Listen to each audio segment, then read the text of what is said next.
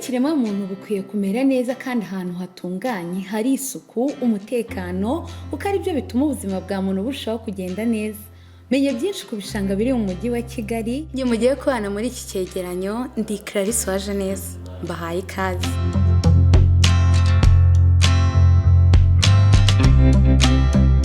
Minisiteri y'ibikorwa remezo Minifra ifatanyije n'izindi nzego ziri mu mujyi wa Kigali n'ikigo cy'igihugu gishinzwe ibidukikije REMA bivuga ko ibishanga by'umujyi wa Kigali bikomeje gutunganyirizwa kuba indiri y'urusobe rw'ibinyabuzima ngo bifashe abantu kuruhuka, kwidagadura ndetse no gukora ubushakashatsi ku bintu binyuranye. Minisiteri y'ibidukikije irashimangira ko hari ibishanga bigera kuri 5 bigiye gutunganywa kandi ko bimwe muri byo byatangiye gutunganywa kugira ngo umujyi wa Kigali ukomeze kugira isura nziza ariko irengera ibidukikije. Ari nako abantu barushaho kubona ahantu heza ho kuruhukira ndetse n'aho gutemberera mu gihe babikeneye. Ni mu gihe abatuye mu murwa w'u Rwanda ndetse n'abawugenda n'abarengera ibidukikije bashimwa intambwe yatewe hashyirwaho icyanya cyo gufasha abantu kuruhuka ndetse no gutembera mu gihe babyifuza. Icyanya cya Nyandungu ni icyanya gifasha abantu gutembera ndetse na ba mukerarugendo bo hanze y'igihugu bakarushaho kwidagadura. Mu masaha y'agasusuruko icyanya cya Nyandungu kimaze igihe gito gifunguwe, abantu barimo kugisura.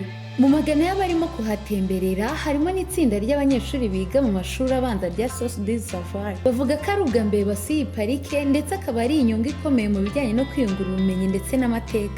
Ubusanzwe basanzwe basoma mu bitabo.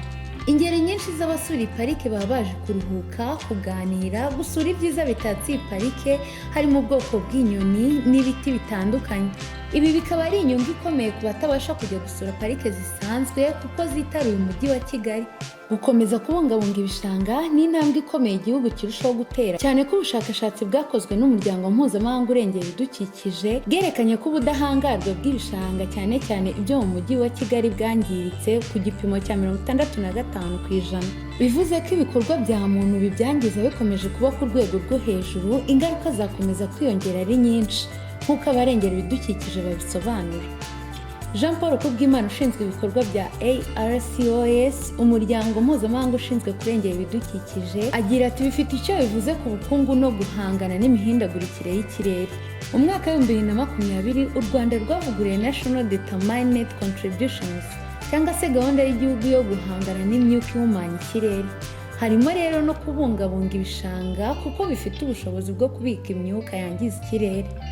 Ibishanga bibungabunzwe bizagira akamaro ku baturage.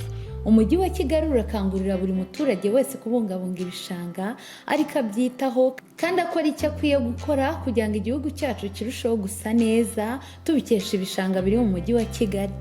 Umujyi wa Kigali ukurura ba mukerarugendo kimwe n'indi mijyi wegereye, abantu bakeneye kuruhuka bakahaza, bityo n'igihugu kikagira icyo cyinjiza muri rusange.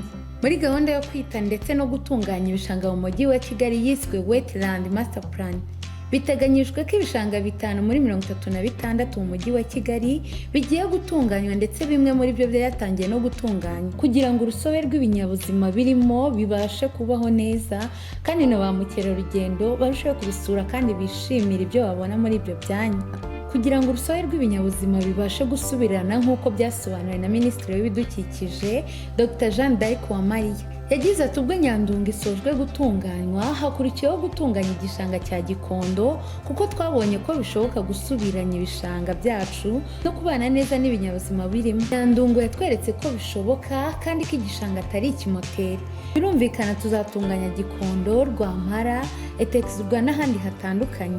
Ibyo kandi bizaba bituganisha kuri Kigali twifuza ndetse n'ubuzima bw'abayituye burushaho kugenda neza. Mu bishanga bizatunganywa harimo igishanga cya Rwampara, icya Gikondo, icya Nyabugogo, Rugenge hazwi nko mu Rwintare na Kibumba.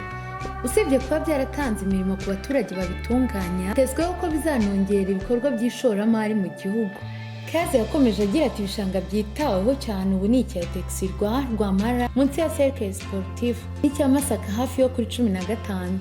Bizahakorerwa birenze kuhatera ibiti, hazashyirwaho ibiyaga, hashyirwaho serivisi zifasha abantu gukora siporo, abakoze ubukwe baze kuyifotoreza, hazaterwa indabo, hazanwa ibinyabuzima birimo inyoni zacitse inaha mu mujyi wa Kigali nk'ibinyugunyugu ndetse n'ibindi nk'ibyo tujya tubona i Nyandungu. Yazakomeza avuga ko uko amafaranga azajya aboneka, ibishanga nk'icya Epexirwa na Nyabugogo nabyo bizatunganywa, ariko icy'ingenzi ari ukubanza gukuramo ibikorwa byose birimo kugira ngo ibyo bishanga bibashe kwakira no kubika amazi yose ava mu mujyi wa Kigali. Ibishanga byo mu mujyi wa Kigali bikomeje gutunganywa, ari nako bikomeza gukurura ba mukerarugendo.